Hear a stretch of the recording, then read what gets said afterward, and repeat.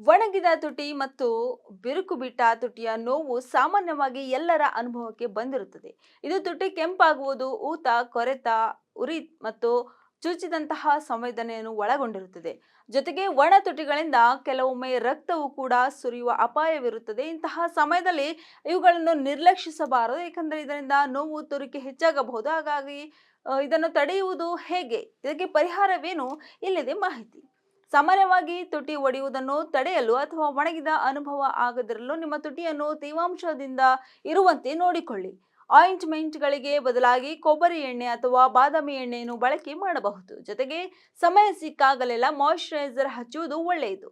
ಅದರಂತೆ ನೀವು ಪರಿಮಳ ರಹಿತ ಎಮೋಲಿಯೆಂಟ್ಗಳಿಂದ ನಿಮ್ಮ ತುಟಿಗಳನ್ನು ತೇವವಾಗಿಡಬಹುದು. ಅದಲ್ಲದೆ ರಾತ್ರಿ ಮಲಗುವ ಮುನ್ನ ನಿಮ್ಮ ತುಟಿಗಳಿಗೆ ಎಣ್ಣೆ ಅಥವಾ ಲಿಪ್ ಬಾಮ್ ಬಳಸುವುದನ್ನು ಮರೆಯಬೇಡಿ. ಇದೆಲ್ಲದರ ಜೊತೆಗೆ ತುಟಿ ಆದಷ್ಟು ತೇವಾಂಶವಿರುವಂತೆ ನೋಡಿಕೊಳ್ಳಿ. ಹೆಚ್ಚಾಗಿ ನೀರು ಕುಡಿಯುವುದರಿಂದ ತುಟಿ ಚಂದವಾಗಿರುವುದಲ್ಲದೆ ಆರೋಗ್ಯದಿಂದ ಕೂಡಿರುತ್ತದೆ.